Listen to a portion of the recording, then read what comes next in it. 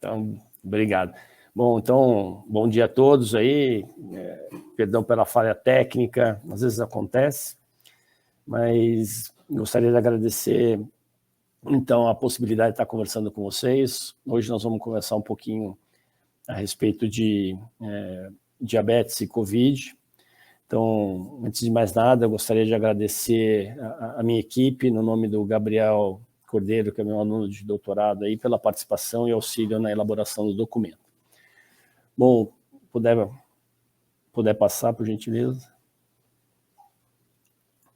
Então, o diabetes mellitus e a inflamação como um todo, né? Uma das características fisiopatológicas do diabetes é o processo inflamatório crônico, né? Então, ele é causado principalmente pela alteração metabólica e vascular. Então, só voltando um pouquinho, né? O diabetes mellitus, a gente considera aí o excesso de glicose sanguínea, né? Glicose plasmática.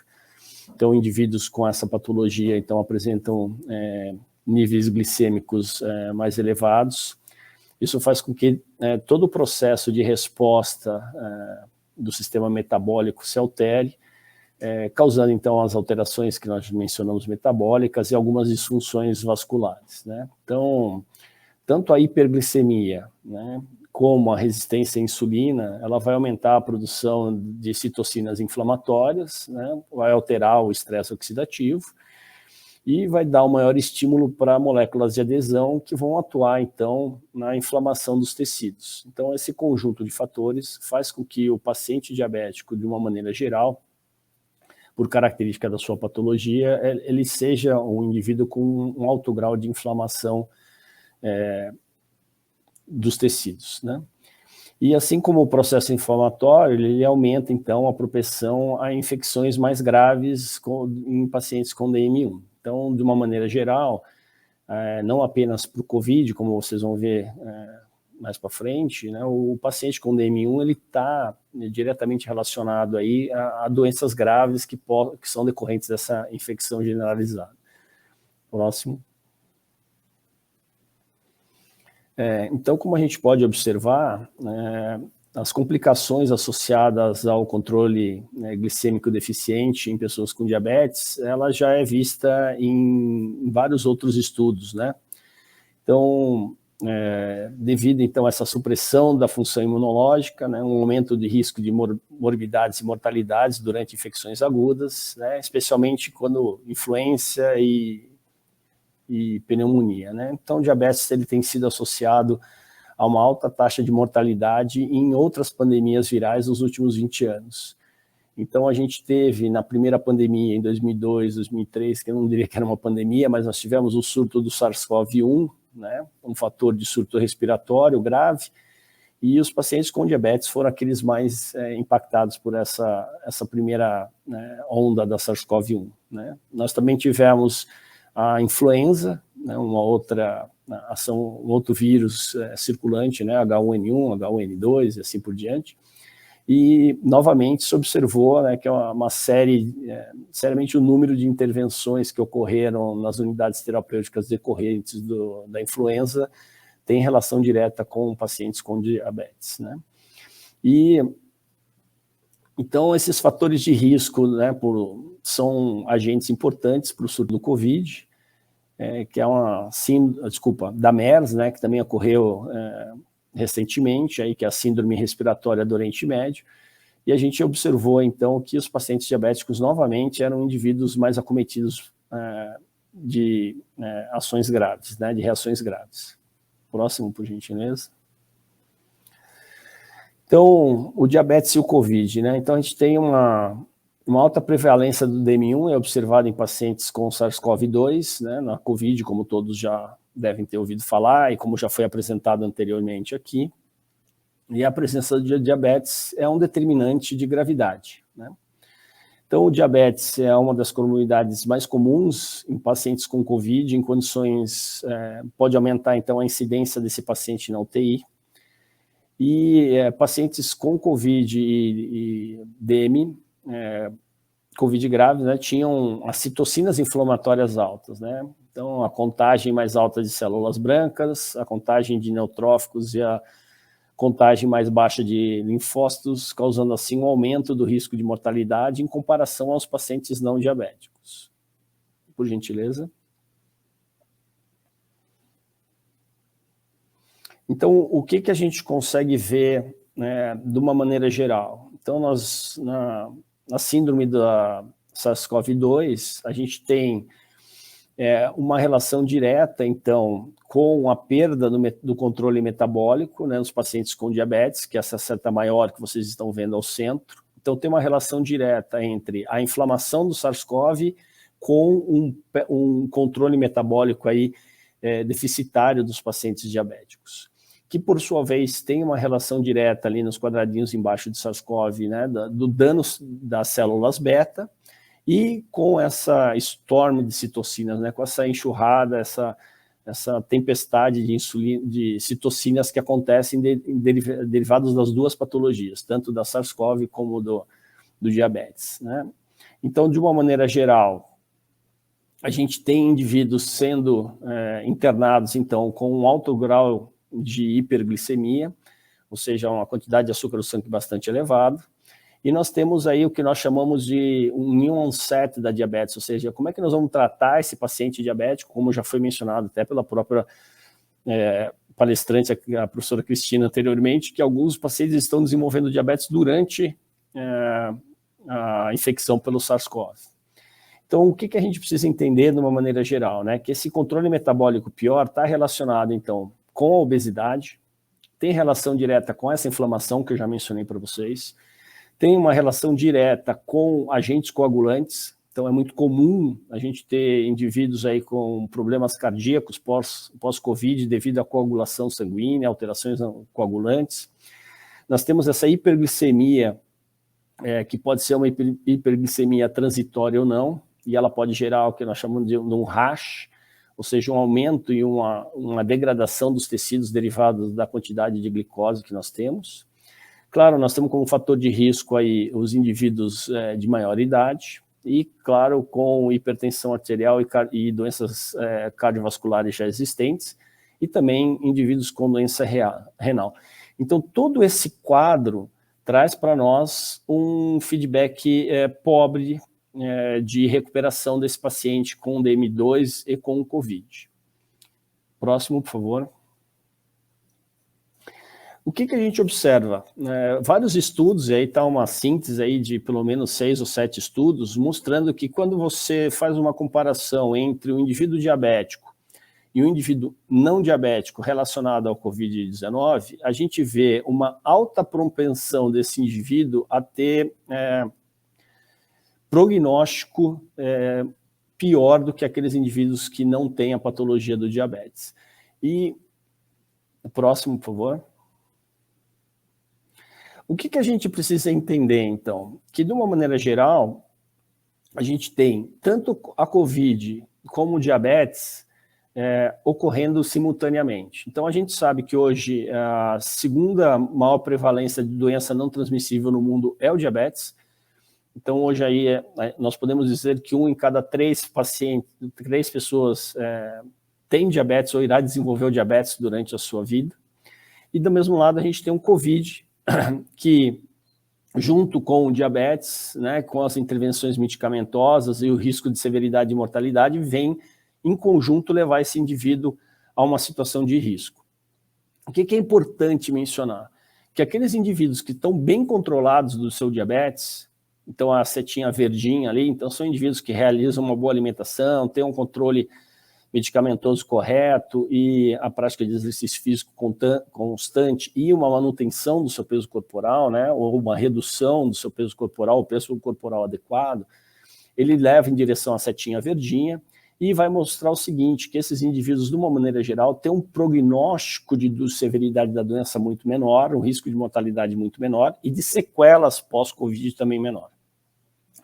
Por outro lado, se a gente vem para a setinha vermelha para baixo, a gente vai observar, então, que os indivíduos com um controle glicêmico pobre ou um baixo controle glicêmico, acima de 180 miligramas por decilitro, a gente vai observar, então, que esses indivíduos têm um prognóstico pior relacionado à doença do COVID. a gente vai observar, então, um aumento, né, de neutróficos, de linfócitos, de leucócitos, né, da proteína C reativa mais elevada, né, do procalcitrinon maior também, o dímero D também maior, e uma saturação de oxigênio menor que 95%. Né?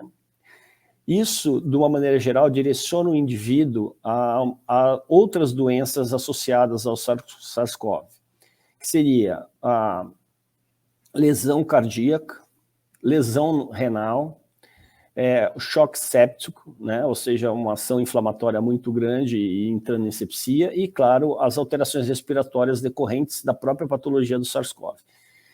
E se esse quadro se agrava, então você aumenta também o risco de mortalidade. Por que a gente falou toda essa introdução? Essa introdução toda foi realizada para vocês entenderem que quando a gente associa o diabetes e o SARS-CoV, a gente tem uma alteração, inclusive, de algumas estruturas, ou um aumento da velocidade de alguma lesão de algumas estruturas. Então, por exemplo, a gente sabe que indivíduos diabéticos podem gerar deficiência renal, a gente sabe que indivíduos diabéticos podem realizar deficiência cardíaca, ou insuficiência cardíaca, melhor dizendo, mas isso é com o tempo prolongado da doença. E de uma maneira geral, o que a gente pode observar é que o SARS-CoV está vindo a acelerar esse processo de lesão de alguns tecidos corporais, né, como o renal, o cardíaco, mas não apenas eles, mas como outros também. Tá bom? Como a parte respiratória, pulmonar também é gravemente afetada. Próximo, por gentileza. Então, como é que fica essa relação entre o diabetes, o COVID e o exercício físico? Então, de uma maneira geral, a gente observa, então, que o diabético, né, a doença diabetes, ela está associada à maior gravidade do COVID, que eu já mencionei para vocês isso, devido a diversas funções e alterações fisiológicas que nós vamos retornar aí na nossa conversa dentro disso.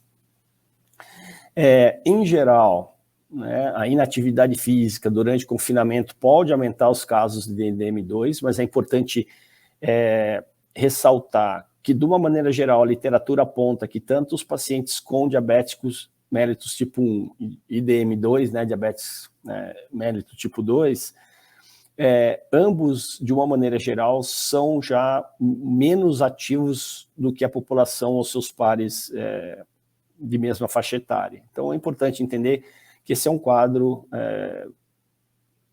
constante em pacientes com diabetes. A atividade física e o exercício, então, eles são ferramentas importantes para a gente prevenir e tratar o DMI, né, diabetes mellitus.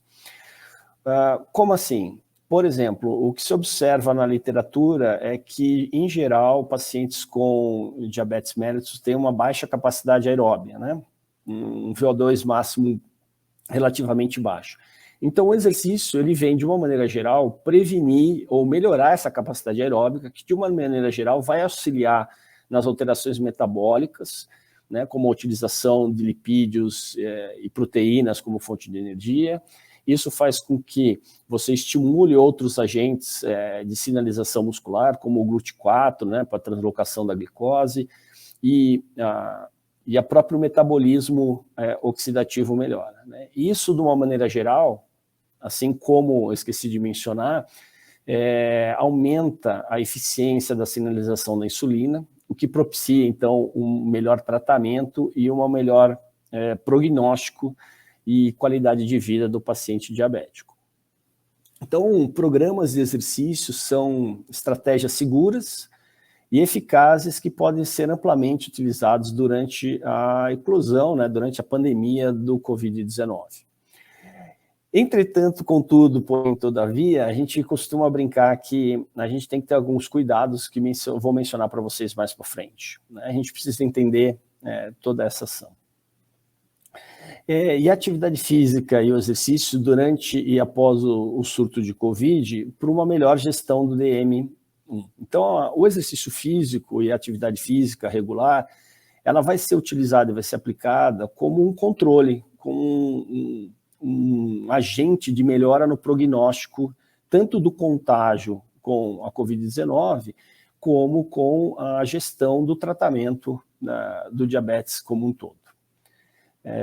Claro que é importante mencionar, como diz a imagem ali, que uma qualidade na alimentação e um controle alimentar adequado, associado à prática de atividade física, então, e o uso regular da insulina, vai trazer um quadro clínico muito favorável àquele indivíduo portador do diabetes. Próximo, por gentileza. Então, o que a gente conseguiu, e alguns estudos estão apontando aí para nós, algumas situações que estão acontecendo durante a pandemia do Covid, relacionado então aos pacientes com DM1 ou DM2, né? Um aumento na percepção de estresse e ansiedade, ganho de peso, né? A realização menor de exercício físico, e esse estresse percebido está associado principalmente a uma dificuldade de controlar a glicemia durante esse período de confinamento, durante o período de infecção pela Covid-19, né? Que você tem que ter o isolamento, aí você tem que ter uma certa alimentação controlada, você tem que estar utilizando, lembrando de tudo que eu falei para você, aquela inflamação de citocinas que ocorre durante a infecção pelo Covid, faz com que a glicemia se altere de uma maneira significativa e que muitas vezes não conseguem ser controladas especificamente com a utilização de medicamentos, né, principalmente com a insulina ou outros medicamentos utilizados por pacientes com DM2. E qual que é a conclusão desse estudo que eu trago para vocês? Né? Que tem um aumento tanto do estresse como da ansiedade percebido pelos pacientes diabéticos, eles percebem o próprio ganho de peso e percebem também que estão menos ativos fisicamente, né? E muitas vezes, com nenhuma alteração no controle glicêmico ocorreu nessas pessoas com DM1 relativamente bem controladas durante as medidas de lockdown. Então, aqueles pacientes que entraram no lockdown com um bom controle glicêmico, praticamente não teve nenhuma alteração durante a pandemia, né? Ou seja, responderam bem ao lockdown. Já aqueles que estavam descontrolados metabolicamente, ou seja, aqueles acima de 180 miligramas por decilitro, foram aqueles indivíduos que relataram os maiores casos de ansiedade e de estresse derivados do lockdown, né? Então, o que a gente pode observar nesse controle é que o estresse percebido pelo indivíduo diabético muitas vezes está relacionado ao seu controle glicêmico também, né? Isso oferece, então, uma oportunidade para nós profissionais da área de saúde. Damos também uma ênfase aí a esse aspecto psicológico durante as nossas consultas e as nossas conversas com os nossos pacientes diabéticos. Próximo, por gentileza. Então, rapidamente, é claro, eu não vim aqui dar uma aula de fisiologia, mas só para a gente entender que existe uma relação direta entre o estresse e a ansiedade relacionada ao exercício físico. Então, o que vai acontecer? Algumas proteínas, então, são estimuladas a produção, como o IGF-1, o PIK3 e outras que estão mencionadas ali no slide. Elas são proteínas que, com a prática de exercício físico, vão ter a sua elevação ou a sua redução, como é no caso do GKB3 beta, e isso faz com que essas proteínas rompam a barreira encefálica, vão atuar no sistema neurológico, fazendo com que a percepção de estresse e ansiedade se reduza. Se a gente for observar no quadro de diabetes e no quadro de COVID, o que acontece com essas proteínas são exatamente o contrário. Elas reduzem, algumas reduzem e outras aumentam, gerando então uma situação metabólica propícia à ansiedade e ao estresse. Então o exercício físico, de uma maneira geral, pode vir a colaborar com a redução tanto do estresse como da ansiedade dos pacientes com diabetes. Próximo, por gentileza. Então vamos lá, vamos ver então como é que a gente consegue entender, e a gente muito escuta falar que o Covid-19 tem uma relação com o sistema imune, que as pessoas com o sistema imune mais forte conseguem ter uma melhor resposta aí, em relação à infecção pelo Covid. E a gente vê alguns benefícios que o exercício regular, né, de intensidade moderada, traz sobre os fatores relacionados aí ao Covid-19. Então, a gente observa que, com a prática de exercício físico, um aumento de atores antifatogênicos, né, um aumento da vigia imune e uma redução de ações de danos inflamatórios, tanto pulmonares como nos tecidos, né? Então, aqueles indivíduos, então, acometidos com DM2, então, que tem uma relação direta com obesidade, né, e síndrome metabólica, o que a gente observa? A gente observa uma redução das proteínas pró-inflamatórias, né, uma redução da gordura visceral, que está relacionada, então, com essas inflamações, um aumento, então, da qualidade do controle glicêmico, um aumento da sensibilidade à insulina e uma melhora no metabolismo lipídico, né? E, claro, uma redução, então, das complicações infecciosas. A gente também vê algumas reduções relacionadas com a isquemia e com a trombose, então com a redução de proteínas pró-trombóticas e pró-aterosclerolóticas, né, nos seus níveis circulantes, e também uma melhora, então, do sistema imune como um todo, reduzindo, então, aumentando, né, a qualidade ou a velocidade de resposta do sistema imunológico, e uma redução também das comorbidades associadas e das células que mudam essa essência imunológica. Próximo, por favor. Então, o que a gente tem? A gente tem um quadro bastante interessante relacionado ao diabético e como a Covid-19 também, que vocês devem ter ouvido falar, que é a redução e perda de massa muscular bastante grande pelas pessoas que foram acometidas, principalmente de uma maneira grave a severa, vamos dizer assim, pela Covid-19. Então, a gente tem alguns fatores associados à perda de massa muscular e à perda de força, que ali é a nossa sarcopenia. Então, a gente tem tanto idade como a inatividade física, como doenças crônicas, cânceres e uma deficiência nutricional, estimulando esse indivíduo a ter a sarcopenia. E com a ocorrência da sarcopenia, a gente vai ter uma redução da resposta potencial do sistema imune, uma redução do estresse metabólico, né? Uma redução da capacidade respiratória, uma redução da qualidade da função digestória, né? de alimentação. O que tudo isso direciona nós para o quadro vermelhinho embaixo, que seria quando o indivíduo é infectado pela Covid, isso vai dar, então, um prognóstico pior para o indivíduo que já apresenta essa característica. E isso como vou dizer assim, amplificado todas essas situações, porque o que vai acontecer? Com a Covid-19, ele vai ter que ter um isolamento social, ele vai reduzir a prática de atividade física e vai piorar a sua alimentação decorrente das reações derivadas do Covid-19, o que vai voltar a retroalimentar a perda de massa magra e a perda de força muscular. Então, a gente acaba, com o SARS-CoV, acaba estimulando e ampliando, então, a ação de perda de massa muscular e de força muscular pelo paciente, tanto diabético como com o SARS-CoV. O próximo, por favor.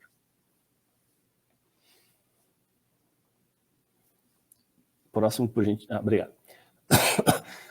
Como é que a gente pode entender, então, né? Como é que o exercício físico ele vai trabalhar nesse ambiente para o tratamento e reabilitação do indivíduo com diabetes e Covid-19? A gente pode estar relacionado, então, com a expressão da PPR-alfa. Então, o exercício físico, como um todo, ele vai bloquear a PPR-alfa.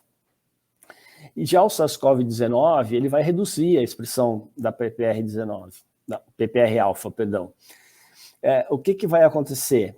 Você vai ter as células endoteliais alveolares reduzindo, então, a oxidação de lipídios, que vai aumentar, então, as alterações metabólicas, que, por sua vez, vão aumentar a apoptose celular, levando, então, esse pulmão, né, estamos observando ali o lado esquerdo ali da nossa imagem, a uma lesão pulmonar provisória, né, e levando, então, a um direcionamento a uma mortalidade maior pelo SARS-CoV-19. Por outro lado, se a gente olhar lá em cima, as células endoteliais, também vai reduzir a oxidação lipídica, você vai reduzir, então, a proliferação dessas células endoteliais, que vai levar a uma maior inflamação e uma ação protrombótica maior.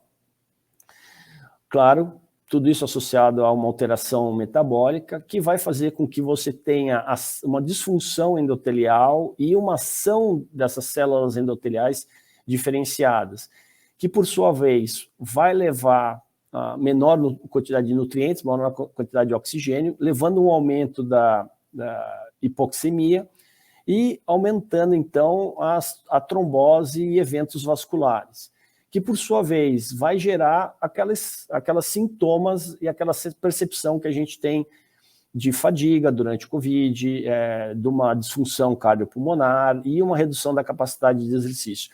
Então, tudo isso é importante a gente entender para poder realizar a prescrição do exercício. Próximo, por favor.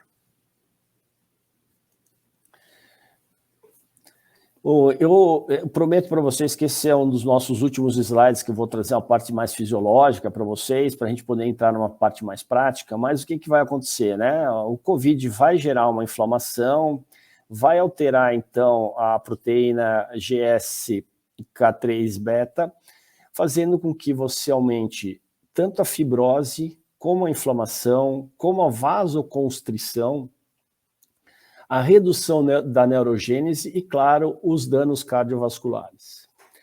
Por outro lado, a gente tem um exercício físico que vai aumentar a quantidade da proteína IGF-1, da PI3K e da BDNF, né, que são os fatores não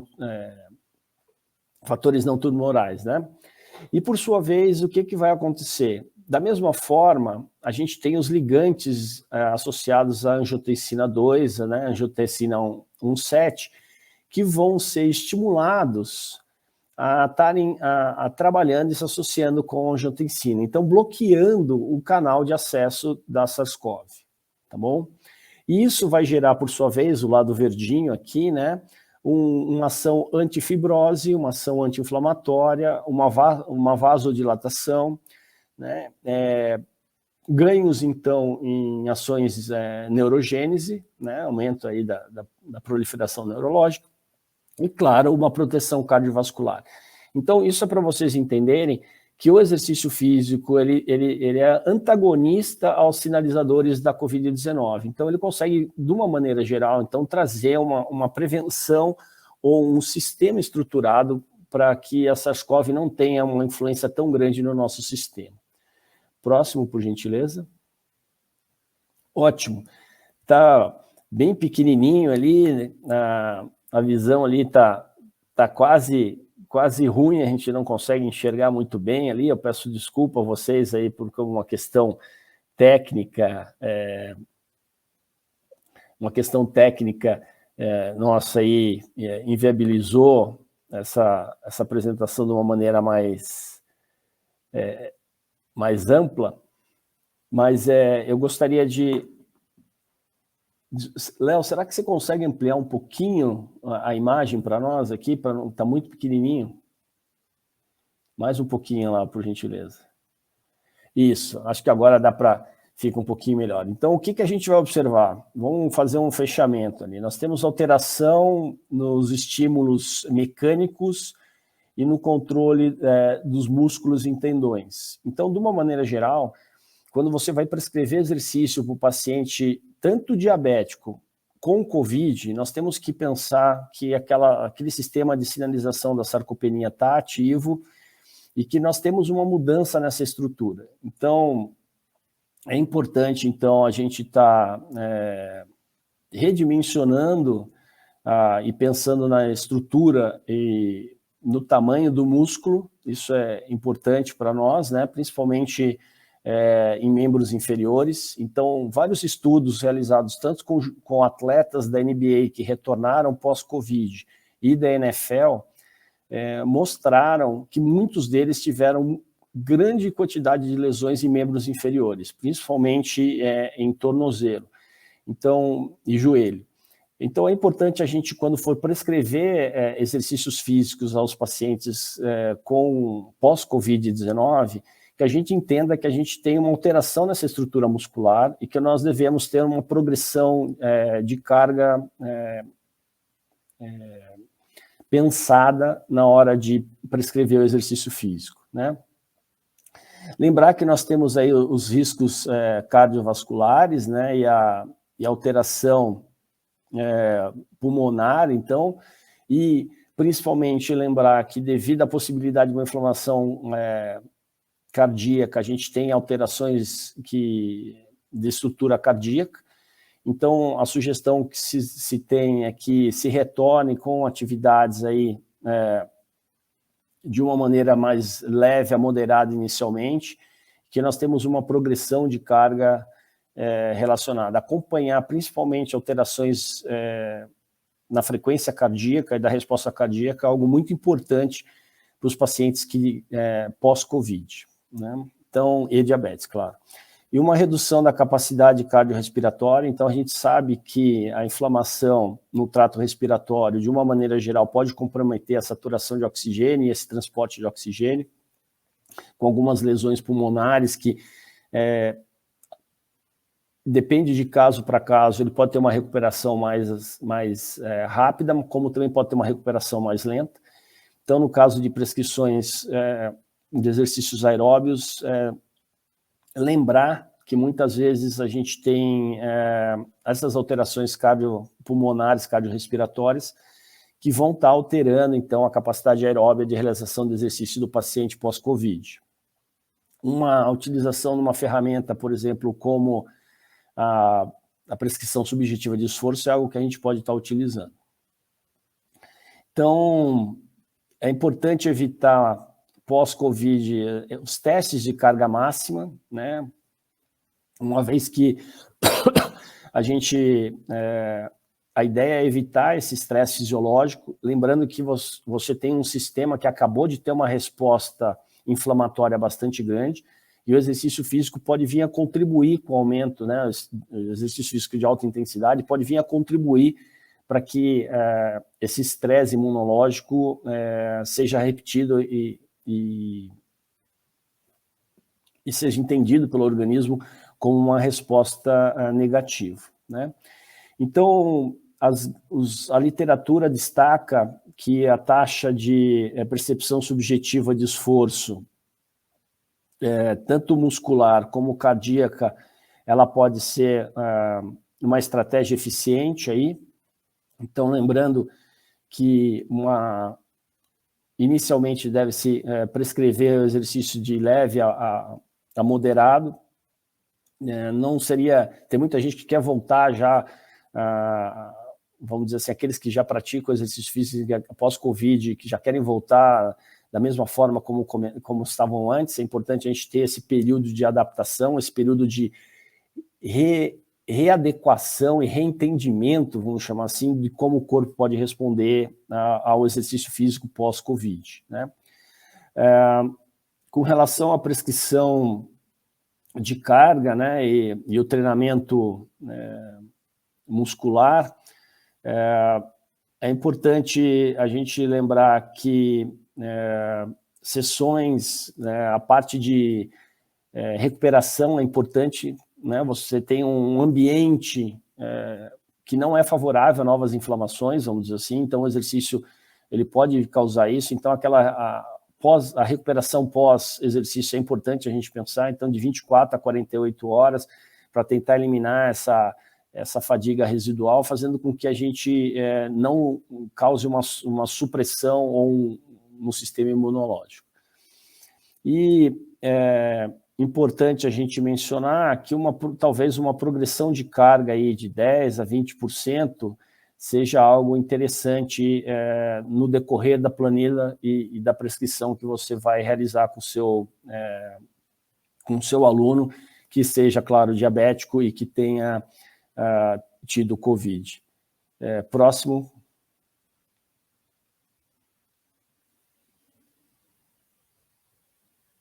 Antes de finalizar, eu gostaria de mencionar duas coisas muito importantes com os pacientes que têm diabetes e que vão para praticar exercício físico. A primeira detalhe importante é a hidratação. Então, é importante lembrar o paciente diabético a fazer a hidratação tanto antes, durante, como após o exercício. Então, a gente costuma dizer que a cada 10 ou 15 minutos um pequeno gole d'água é algo muito importante para ajudar na parte de hidratação. A gente sabe que, em geral, pacientes diabéticos têm uma tendência a desidratar bastante alta. E o segundo ponto que eu menciono para vocês, que seria interessante, é a avaliação da glicemia, tanto antes, durante, como após a prescrição do treinamento. Lembrando daqueles valores que eu mencionei ali para vocês, que indivíduos para baixo de 180 teriam uma qualidade de prática de exercício físico bastante adequada, e que aqueles indivíduos acima de 180, e a gente usa um outro valor arredondado para 300, esses são indivíduos que a gente tem que estar mais atentos na hora de prescrever o exercício físico, principalmente para evitar que eles tenham alterações metabólicas relacionadas à hiperglicemia. Então, a hidratação é um fator que vai ajudar bastante na prevenção de que corpos cetônicos sejam gerados durante essa prescrição. E valores acima de 300, o que nós sugerimos é que esse indivíduo, se caso faça uso de insulina, ele faça a utilização da insulina e que nós aguardemos aí de 15 a 30 minutos aí até a sua glicemia estar em patamares que são considerados importantes para a prática de exercício, né, adequados à prática de exercício físico. Eu esqueci de mencionar, mas claro, também quando você faz a avaliação desse indivíduo, ele está com uma glicemia muito baixa, ou seja, ele está hipoglicêmico, ou seja, abaixo de 70, aí o que nós fazemos? Nós sugerimos, então, o consumo de algum carboidrato, esperamos de 15 a 20 minutos e fazemos a avaliação de novo. Se essa glicemia volta aos parâmetros que nós consideramos adequados, né, entre 70 e 180, a prática de exercício físico aí é liberada, está na zona de conforto para a prática adequada do exercício físico. De uma maneira geral, eu gostaria de agradecer essa oportunidade de estar conversando com vocês. Peço desculpa aí pelas algumas falhas técnicas que ocorreram e perda de configuração de alguns slides, mas de qualquer forma agradeço aí ao evento e essa oportunidade de estar conversando com vocês sobre diabetes. Me ponho à disposição aí para mais dúvidas e perguntas aí que possam gerar a todos aí do CIPEM e na presença do Dr. Leonardo. Aí agradeço aí a oportunidade de conversar com vocês.